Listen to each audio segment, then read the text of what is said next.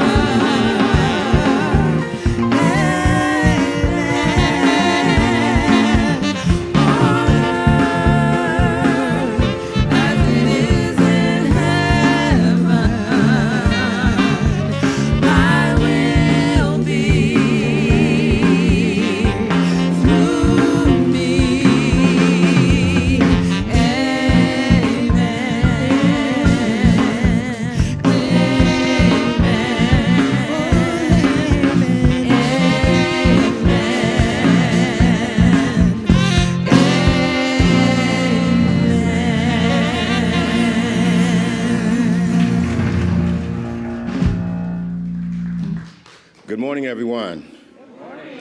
My name is Michael Brundy, and I have the privilege and honor of being the platform assistant today. And it's only because it's the second Sunday, not because of that Black History Month stuff. Don't you guys think that, okay? I'm always up here on the second Sunday. Anyway, hey, let's do this right. Let's first start off with our purpose statement, okay? Sorry. There you go. We are radically inclusive, spiritually progressive, and transforming lives. And so it is. Let me tell you guys what's going on around here, okay? It's time first that we thank someone that's very special to CSL Dallas. Her name is Sharon McGregor. Sharon McGregor is our everyday hero of the month. Have you ever admired the lovely flowers and plants that greet you each time you walk through the breezeway through Pankey Hall or Brown's Lounge, or the sanctuary, where Sharon is our resident horticultural wizard who designs and cares for all of our plants. She's the leader of the plant ministry team. Sharon also blesses our community with her gifts as a member of the music team, the practitioner corps, and for years as the nursery care provider in Joy Village. Please, let's express your gratitude to Sharon for being our true sacred service heroine.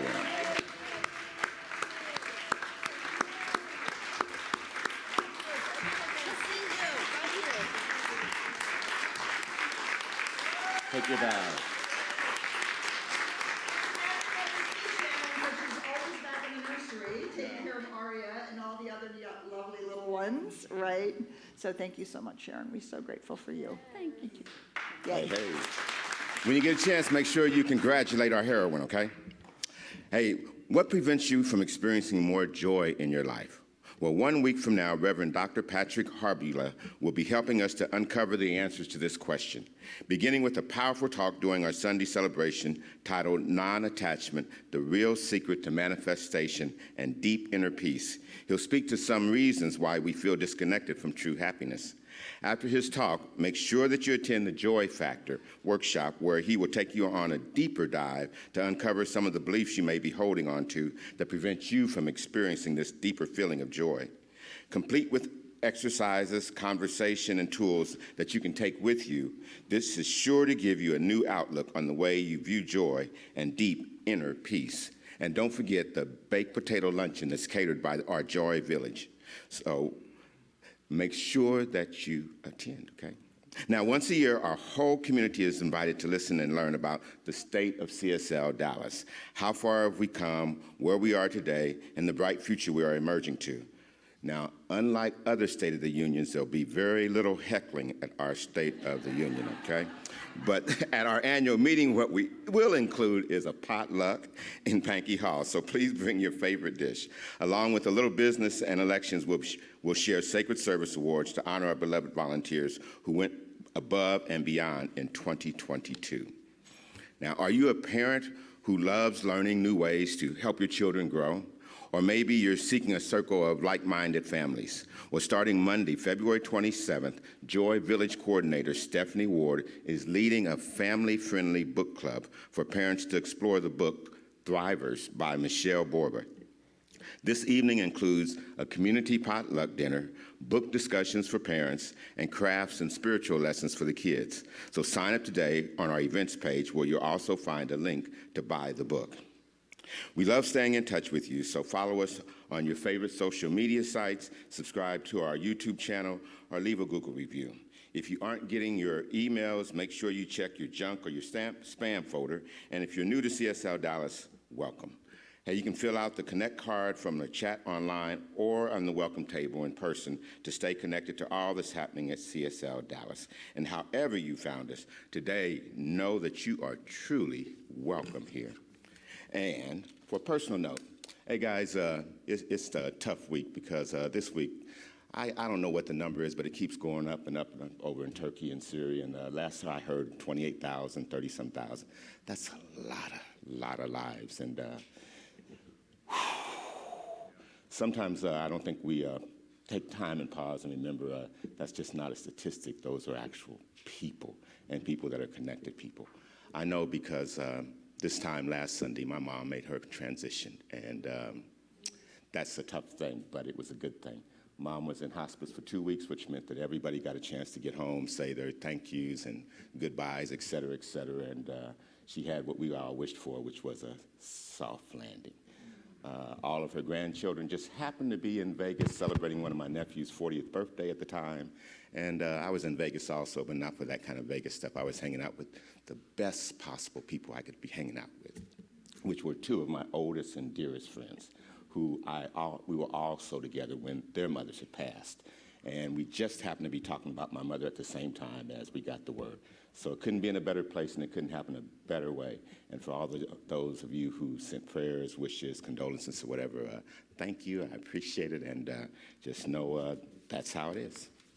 And with that, let's enjoy our music and enjoy the service. 1, 2, 3, 4.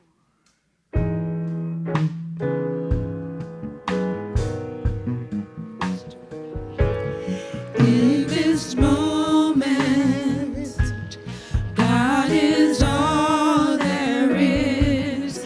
In this moment, God is all there is. In this moment, God is all there is. I claim it to be so, and so it is. In this moment, God is all there is. In this moment, God is all there is. In this moment, God is all there is. I claim it to be so, and so it is. In this body, God is all there is. God is all there is. In this body, God is all there is. In this body, God is all there is. I claim it to be so, and so it is.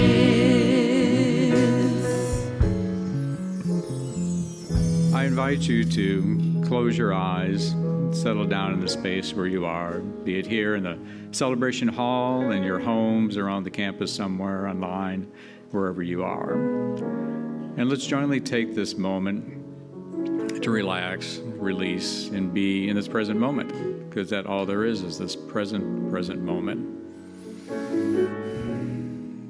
And together as we prepare to open up to what's here for us over this next hour, just be open to receive and know that that life force, whatever it might be called, the ether of life itself, is flowing through all of us. Every single person, everywhere on this planet, everywhere, every life form, every plant, animal, everything is that same life force. We all come from that. And as we look around the world we're in, and we see all these varieties of different people, plants, whatever it is, and know that's all from the very same place, all from the place of love.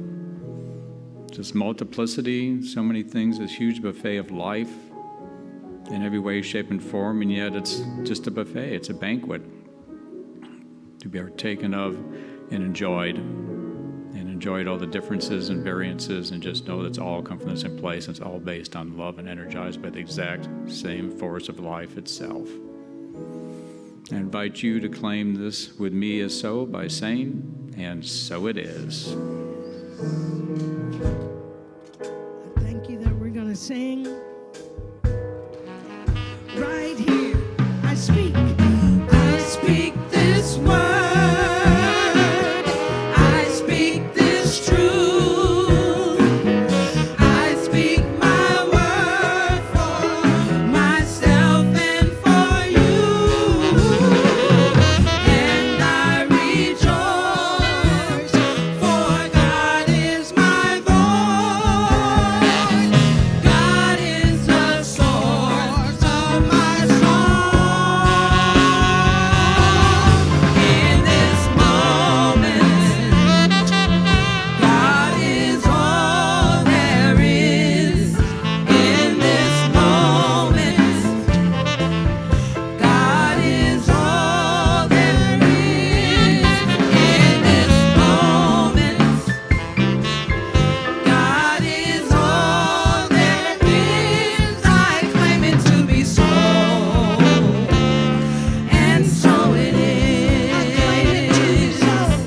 I claim it to be so, and so it is. I claim it to be so, and so it is. Down. Before you sit down, could I I like to do that song again. But I'd like us to change the word God to love. and just send it around the world to Turkey and Syria.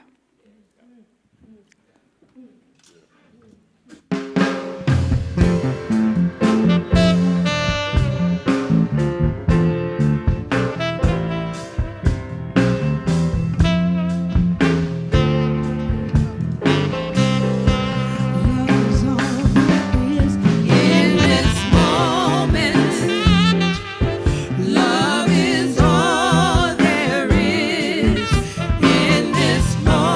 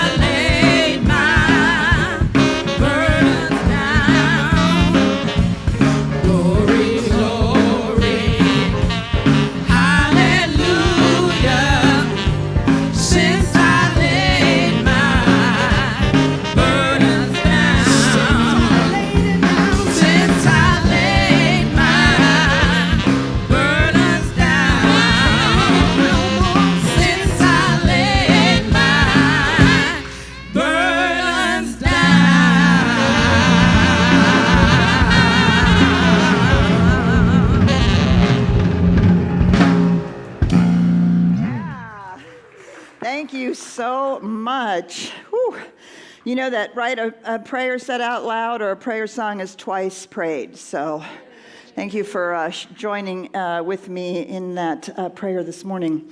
And so as we continue to celebrate Black History Month, we have part 2 of the history of our African American and Black influences and people in the science of mind.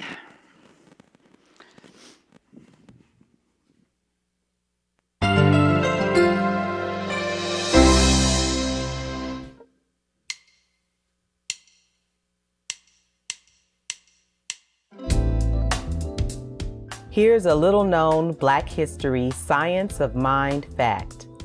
Meet Sarah Flowers, a prolific African-American writer of science of mind books in the 1940s. Flowers was a writer, publisher, metaphysician, frequent speaker, and teacher of the science of mind. She took the major course at the Institute of Religious Science in Los Angeles in 1937 and wrote her first book, Common Sense and Its Application in Everyday Life, in 1941. Other books followed, including The Metaphysical Thesaurus and Metaphysical Dictionary, Should I Pay for Metaphysical Treatment, and Atomic Metaphysics, The Electrical Principle of Man. In Atomic Metaphysics, she writes, in metaphysics, we must then recognize that there is a power that revolves in and around, out and beyond us at a rate equal to the atomic energy in our material beings. But it's important to note what Sarah Flowers considered her most important work: teaching practitioners metaphysical treatment for all of the problems that confront us today. You might think Science of Mind's inclusive teachings of oneness would be immune to America's history of racial segregation, but that was not the case. Dr. J. Arthur Twine founded Eastside Church of Religious Science in his home in 1932. The congregation quickly grew and became the third church to be ordained and chartered by Ernest Holmes, the founder of religious science. It was a thriving, multiracial church, but in 1945, Third Church of Religious Science, as it was now called, was moved to the bottom of the church listings in Science of Mind magazine and noted as a colored church. Ernest Holmes found this unacceptable and went to speak to church members. He said, "I have been told that too many non-Caucasians attend these lectures. True, there are Caucasians and non-Caucasians in this congregation, but this we must affirm.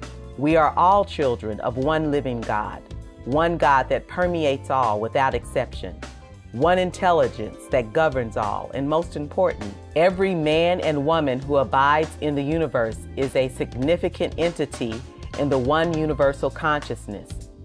Our doors will forever be open to all. Whoever you are, be proud. You are a divine idea in the mind of God." The magazine staff immediately corrected this error and returned to listing churches alphabetically.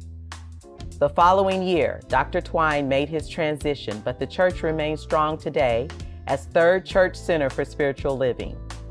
A number of Dr. Twine's descendants became practitioners, lay leaders, and ministers, including his great-granddaughter, Reverend Stacy Hilton, who currently serves as co-spiritual director of the Las Vegas Center for Spiritual Living.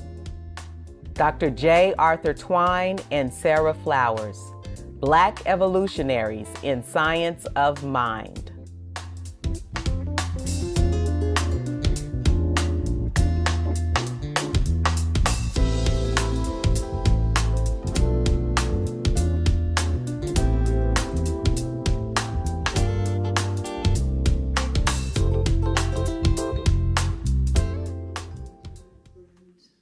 Mr. Rob Holbert. He's got his own band. He's a masterful singer, a wonderful saxophonist, and it is truly my pleasure to have him here today. Good morning, family. How are we all today? Beautiful? 1, 2, 3, 4.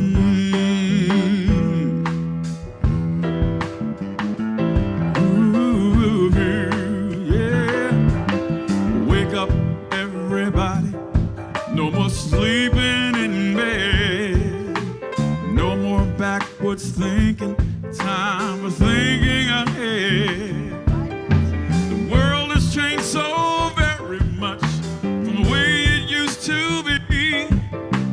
There is so much hatred, war and poverty.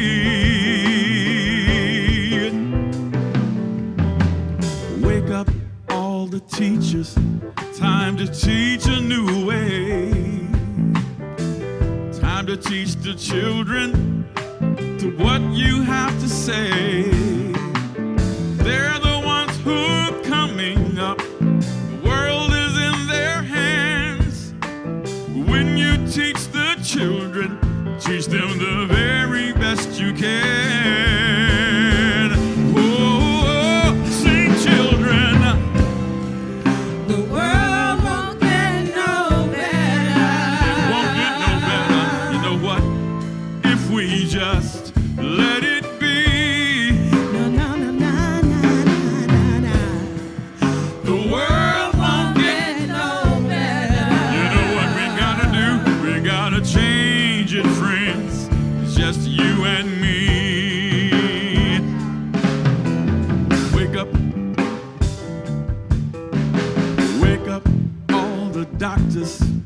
Make the old people well. They're the ones who suffer. Catch all the hell. You see, they don't have so very long before their judgment day. Won't you make them happy before they pass away?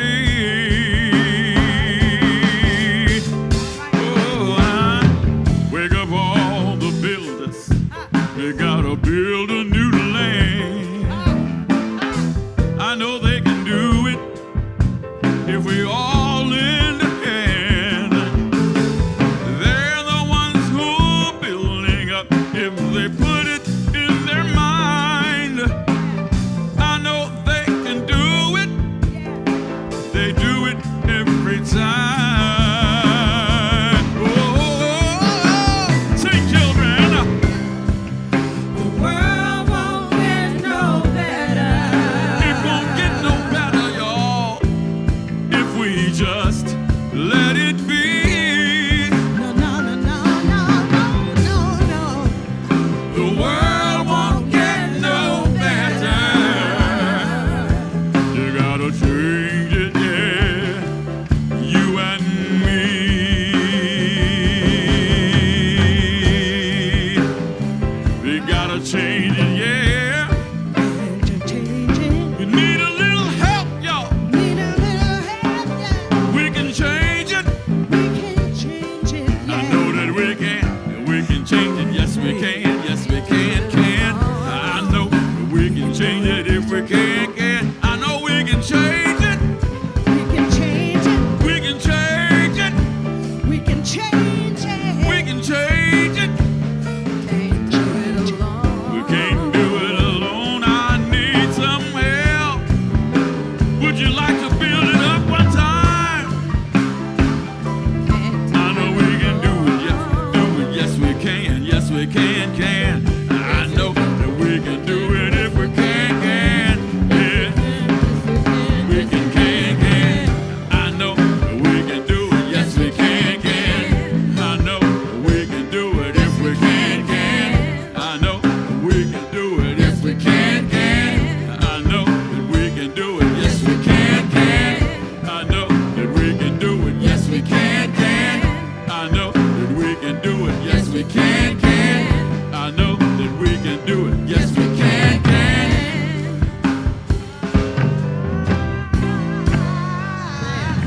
Rob Hogan, ladies Thank you. and gentlemen.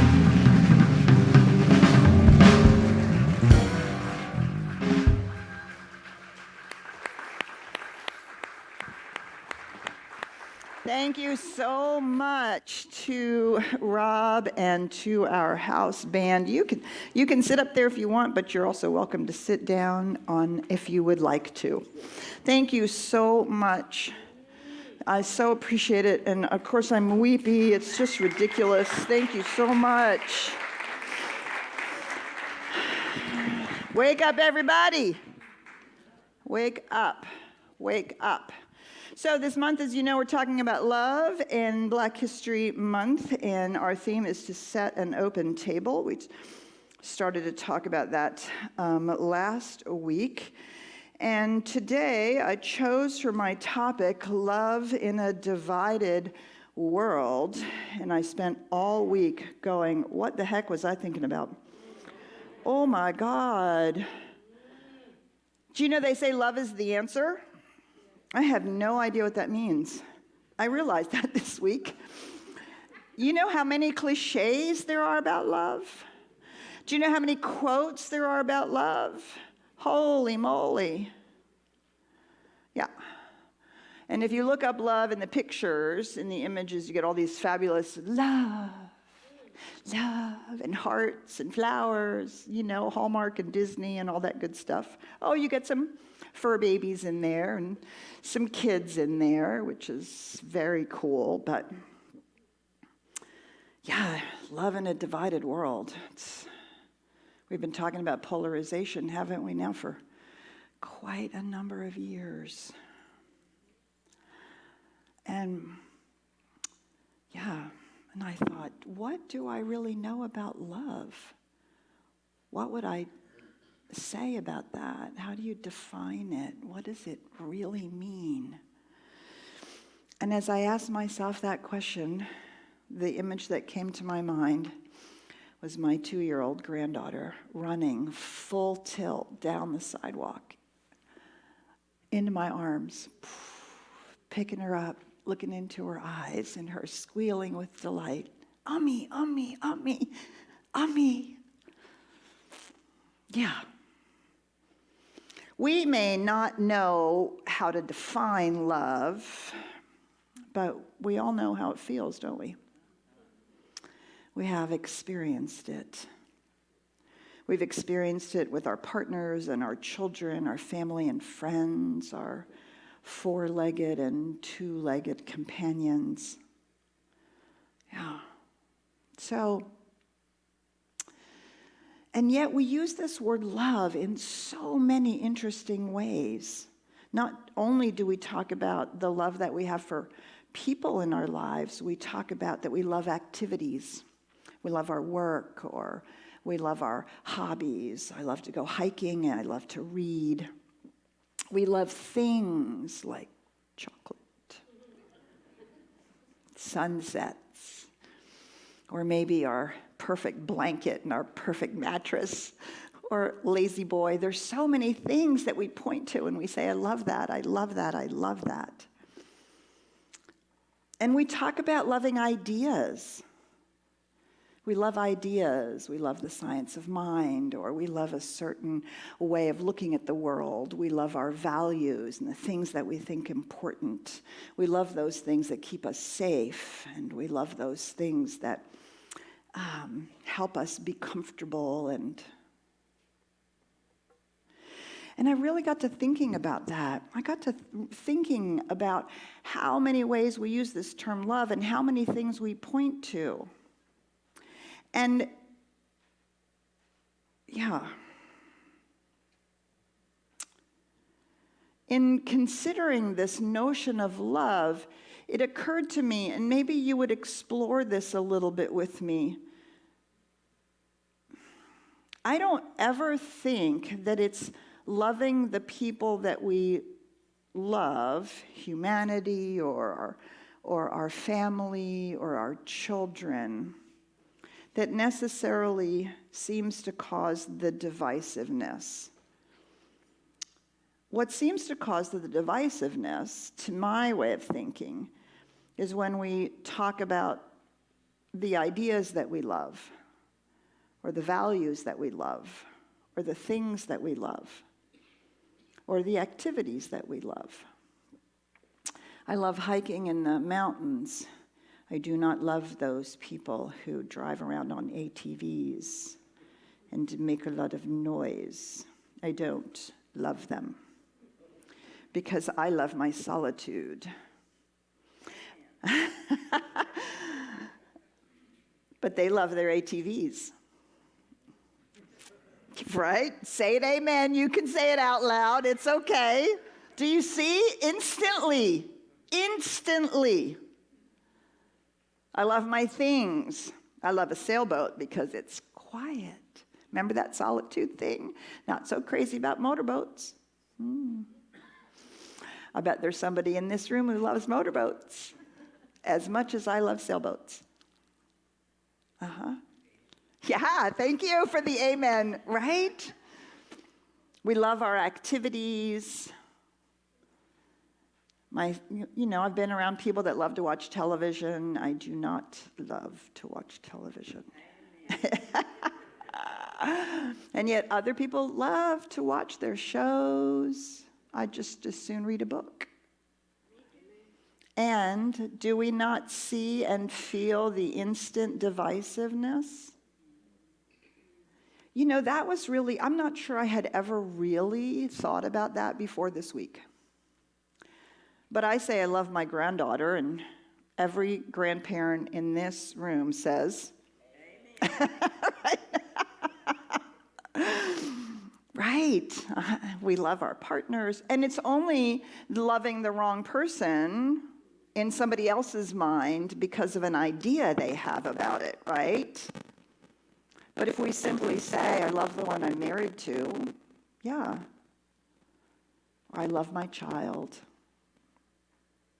So I think one of the problems with this word love is that it's too big. Remember that conversation earlier in this year in January, we had a conversation about the word God being too big, therefore basically meaning nothing, or having an old image attached to it. I think love is a lot that way. It's the closest word we have, at least in the English language. And I have, over the years, tried to disassociate love from those things which I like or prefer. And realized this week that, yeah, I like the activities I do. I may have a passion for them. I may be committed to them, and things and ideas that I have a passion for and I'm committed to. But the moment that I say that I love them, I begin to somehow create a divisiveness in my own mind with people who don't love it, or people who love something other than that. And so taking this idea that love, maybe when we say love is the answer, we're talking about those things that are alive, that are filled with life, people, animals, plants, but not necessarily things and ideas, might help us, might help me see love as possible in a divided world. The problem, I think, is the word is too big. Now, in Greek, they have 3 words for love: eros, philia, and agape. Eros has been devalued in the Western, particularly American, ideology into erotic, when in fact it means romantic and sensual and sexual and passionate. Love, we have philia love, which is what we might call platonic love or family love, the love that we have for people that we are not romantically engaged in, and agape, unconditional love, which is relegated often to God. It's that spiritual love that, well, nobody can really be that unconditional. But I don't think that's true. And yet, if you look at those words, they are all about our relationship with others, with other people, and other beings, and how we are engaged with them. Love is tricky and sneaky and can get us in trouble too, can it? We had this conversation in our Wednesday night last week, this past Wednesday, when we were, I can't remember exactly how we wove our way to this part of the conversation. But I asked people, and I might ask you, you don't have to raise your hand. How many people have been on a deep personal or spiritual retreat with others? And because it was so intimate and so open, and you had those moments of conversation, eyeball to eyeball, heart to heart, that you found yourself falling in love at that retreat. And maybe not the person that you had left at home. Now, I've been doing this for 40 years. I have seen this a lot. But I think it tells us something about what love really is and why love is the answer. Because in those moments, something has happened. And what has happened is our barrier of otherness has fallen away. I will never forget being in a conversation in, we had a meeting at Centers for Spiritual Living, and we were talking about, this was, I don't know, early 2000, maybe 1999. We brought in a consultant, and they were concerned that the organization was not thriving, and they brought in a consultant, and 30 of us sat in the room, and we tried to figure out what in the world was going on and what we needed to do, and ministers and leaders, and there was something about the way that he was organizing this, and orchestrating and facilitating that, that was really, really powerful, and it really spoke to me. And so after a day and a half, we had dinner together. He was easily in his 50s, had been doing this a long time. I was only 10 years out of ministerial training, relatively new, and I was soaking in everything that he was saying. And there was a moment in that conversation where he and I looked at each other, and we were in complete harmonic accord. Heart resonant, soul resonant, moment to moment resonant. I felt like I had the wisdom of the ages transferred to me. And he smiled and he said, "But remember not to fall in love with me. What you're having right now is an experience of oneness." Oh, that's what's happening right now. I don't have to fall in love with you as a human being. It's that connection, that soul to soul, heart to heart connection. I felt like my body had exploded. And I had to go away for quite a while and just be with that. When have I ever felt that way before? When have I ever experienced that before? And it has always been in those moments, and since then, in those moments, where the barrier of otherness has fallen away.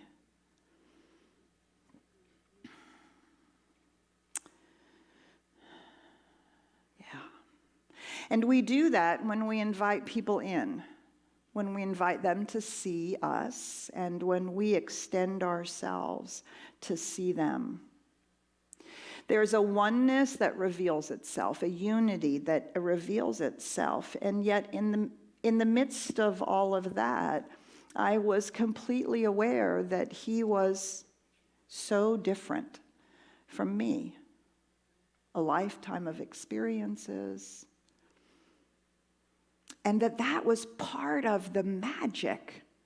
Do you see? Because the shape of his soul and his life experience was somehow different enough from mine, and yet underneath was that connection, that something magic happened. That set me on a lifetime of interest in leadership and organizational development. That one conversation. Ernest Holmes says unity, we're all part of a unity, but this does not mean uniformity. We're all part of a oneness, but this does not mean sameness. So it's not just finding common ground. right? It's experiencing that connection out of the beauty of the fact that we bring something different to the table, that we're each so unique, so precious, so special, so amazingly an expression of the one, that what we have to bring is of value. And I wonder if that's part of what love means, to see that in each other, to so value that in another person, and to be valued in return, that there's a possibility for that connection. Do you see? Somehow the paradoxes, our very differences, make the oneness possible. Yeah. Because there's interest and openness and, I don't know what other word to say, a valuing.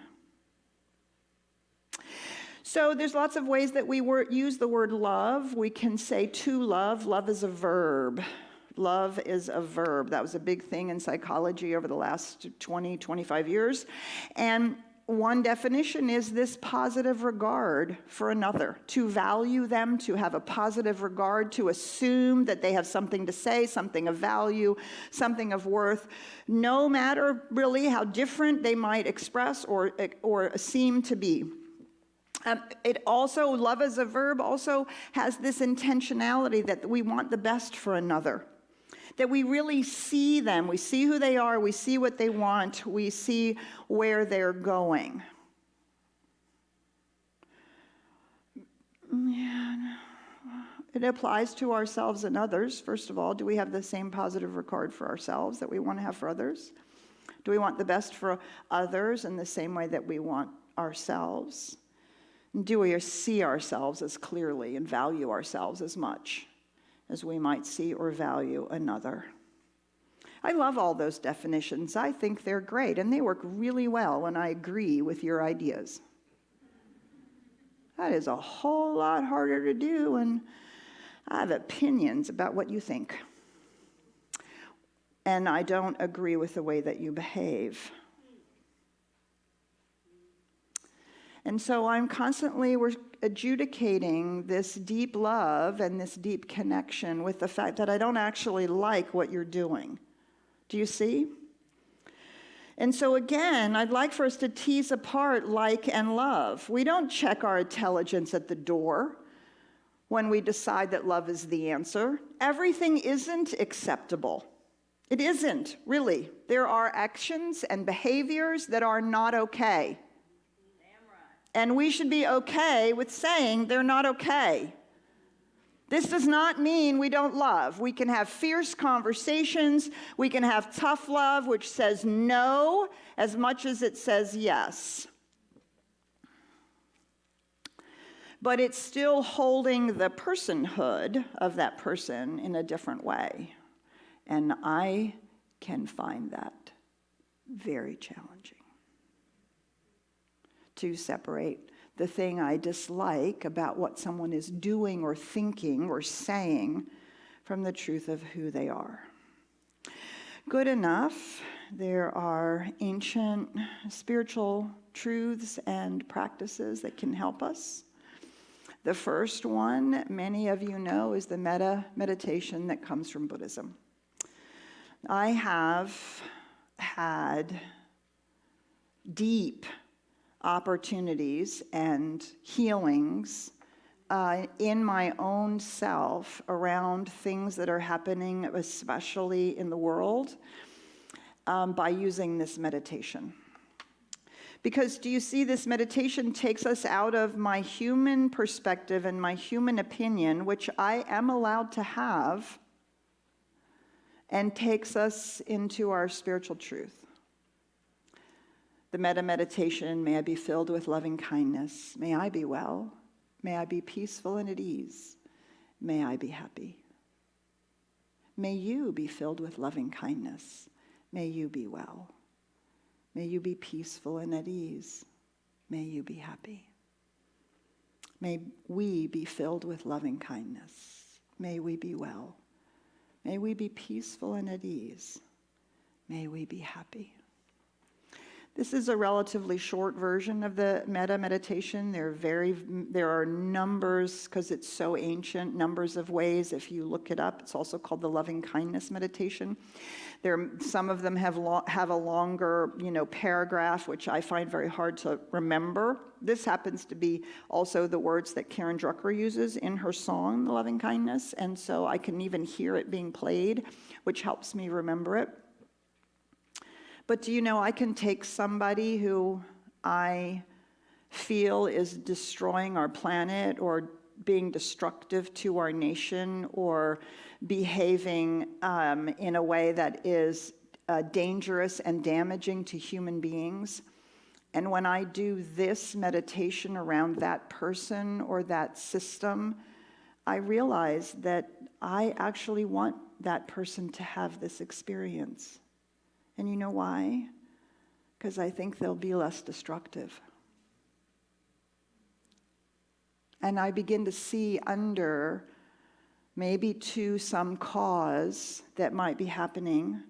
I don't have to analyze, diagnose, define, or in some way pretend that I have a clue as to what may be causing them to do that. That feels like the height of arrogance, that I should think that I know.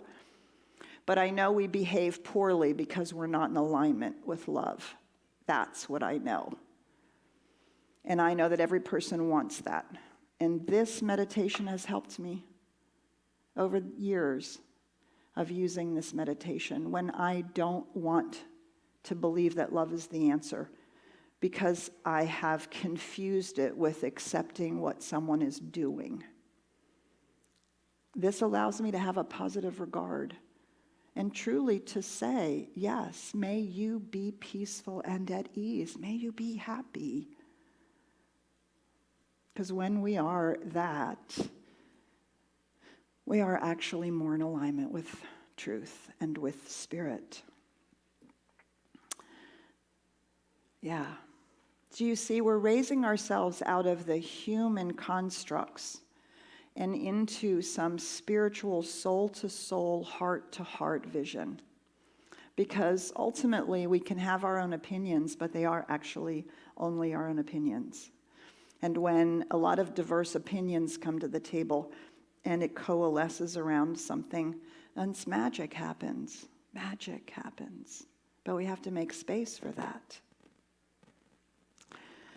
So love is a verb, to love. Love to love is also to care for and about someone and something, right? To care about it, to care especially for other people.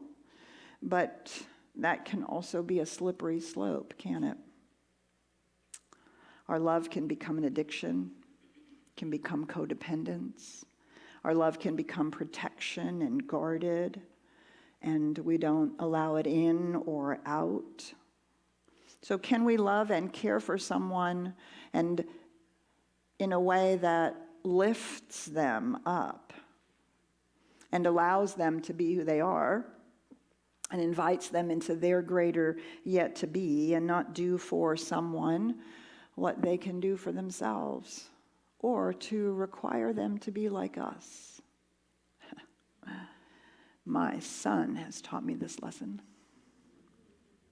Because as connected as we are, heart to heart and soul to soul, he is very different from me. And he has very many different ideas and activities.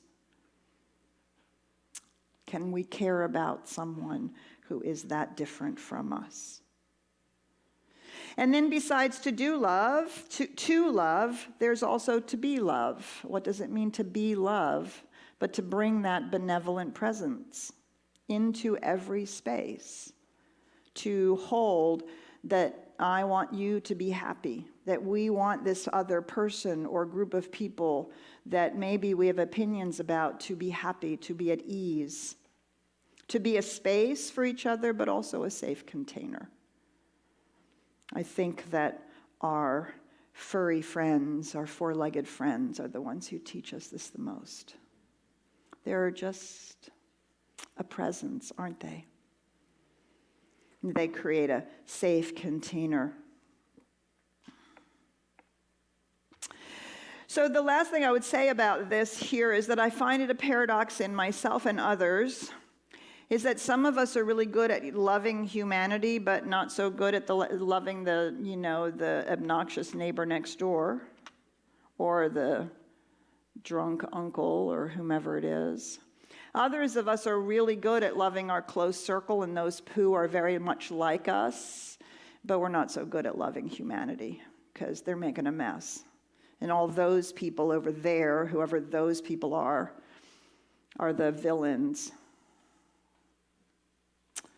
Yeah, but if we love our neighbor as ourselves, right, both of those things have to be simultaneously true.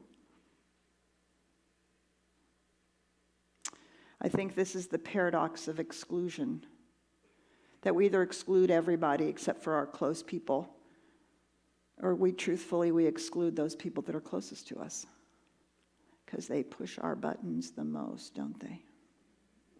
Mm-hmm. Having recently had this experience in where we live with our cabin over the few years, I pulled out another practice which I would highly recommend to you. This comes from the Hawaiian tradition. This is the Ho'oponopono prayer. The Ho'oponopono prayer. I have used this in so many ways and places when I truly did not understand why another person was doing what they were doing, why they were behaving the way they were behaving, and why they were making the mess they were making. The prayer goes, I'm sorry. Please forgive me. Thank you. I love you. When I first started doing this prayer, I would ask myself, well, what the hell am I sorry for? They are the ones who are behaving poorly. Why should I need forgiveness? And what am I thanking them for? Not at all sure I love them. And what I learned was the prayer itself wasn't about them, it was about my consciousness. I'm sorry. I'm sorry for all the judgments and opinions that I have about you. I'm sorry for all the judgments and opinions that I've ever had about somebody who's behaved like you. I'm sorry for all the judgments and opinions that I have about behavior that you're doing. Please forgive me for having so many judgments and opinions. Please forgive me for not seeing the truth of you. Please forgive me for being afraid that it's never going to change. Please forgive me for... Wow, thank you for this awareness. I love you. I do actually know that you are spirit making itself manifest. Do you see, in the prayer, it's not about them. It's not about making those things show up. It's doing the prayer and hearing what shows up. Do you see? I noticed the last time I did this, I'm sorry that you're in so much pain. That's what came up. Please forgive me for exacerbating that pain in any way and not understanding how much pain you're in. Not as an arrogant, oh, you're so much pain, couldn't you just get your stuff together? Not that. No, because we've been in pain too and behaved poorly ourselves, haven't we? Mm-hmm. I'm sorry for all the times I've done that myself. Please forgive me for not remembering that I have also been in that much pain and behaved that poorly. Do you see? So it's not forcing those things. It's doing the prayer over and over and over and over again and seeing what comes up, what comes up, what comes up, what comes up, what comes up. And my experience is over time, over hours and days and weeks and months, that all of that gets cleared out and cleaned out in lots and lots of different ways. And I have had miraculous experiences on the other end of being willing to do that, right? That's us taking responsibility for recognizing that love is the answer. Because before doing this prayer, I was not loving. I was complaining. I was wanting it to be different. I was talking about how it wasn't working and how badly it was not. Do you see what I'm saying, right? I'm just contributing to all of that. I might actually have been right. It was actually contributing to mess but my contributing to the mess that was being contributed to did not contribute to love. Right? This is not glossing it over. It's not washing it away. It's doing the spiritual work. So what I came to is that love ultimately is grace. It's giving each other the grace to be human. It's giving ourselves the grace to be human. It's the compassion that says, oh, yes, I have done that, said that, been that way, been that scared, that afraid, that trying to control, whatever it is. And it's the recognition. I will never forget who you are. Because what I know is you're a spiritual being. Underneath all of that, whatever it is, you have eternity to discover the spiritual truth of who you are, just like I do. That is what Emerson meant when he said, and then Jove nods to Jove. Love nods to love, heart-to-heart connection, right? The barriers are dissolved, and there is that moment. And whether it's reciprocated or not is not important, because the moment happens here, and everything changes. To me, that is the heart and the seed of inclusion, of making sure that we see that and that we include everyone that we come in contact to, regardless of our opinions, judgments, and correct discernments about their behavior, that they are included as spiritual beings in our own consciousness, that we see their personhood in our hearts, and we bring them in our minds to the table. Not their behavior, not necessarily the ideology, but the being that they are. Ultimately, I think this is not only true about people, I think this is true about all beings everywhere. Because after all, trees are some of my favorite people.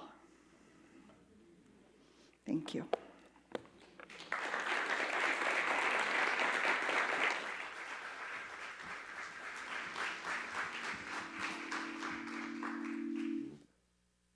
Now, wasn't that a perfect Valentine? All about love. So now let's all show our support for this beloved community. We invite you to give generously to the work of CSLDallas, knowing that as you give, the law of circulation multiplies that gift to you and to so many others. We begin by affirming our abundance together. Guys, ready? I accept abundant good flowing freely and share it easily. CSLDallas receives and shares this divine influx of good. We are loving and generous to all, and so it is. So as the baskets are being passed, let me tell you that there are several ways that you can give. You can text give, you can Venmo give, you can use PayPal, auto tithing, or just drop your money in the basket as they come around. Now, CSLDallas has exciting news to share. We have our first international home study group host from the UK for our Step Out in Faith program. As a friendly reminder, today is the last chance to register to become a home study group host. Reverend Patty is looking for a few more people to be hosts during this 6-week program. Even if you live outside of Texas and outside the Central Time Zone, you can host a home study group. Member signups will begin next week, so you can pick the group and the time that works best for you. This month is full of phenomenal guest speakers and musicians at CSLDallas. Be sure to tune in next Sunday for Kit Holmes, a New Thought minister and musician, sharing her special music with us. With the turning of a new month, there's a new artist in Pankey Hall. In honor of Black History Month and our theme of evolutionary love, Kathy Cromer has once again brought her phenomenal collection of heart-inspired pieces to share with our community. Please go visit the Artist Corner in Pankey Hall after the celebration to meet Kathy, see her work, and simply melt into the beauty of the colors, the layers, and the love. Last but not least, meditation. Meditation is one of the most powerful and transcendent spiritual practices that you can cultivate in your life. On March 10th and the 11th, we're holding a 2-day immersive course on meditation here at CSL Dallas. You can register in advance by going to csldallas.org/education. Now, you need to know that our practitioners are standing by and are available for spiritual support here on the campus and online. If you're on campus, just head across the breezeway to the Peace Room in Pankey Hall. And for those of you online, just go to the Zoom link that's being posted right now. Now, let's stand and close our time out together by joining the music team for our closing song.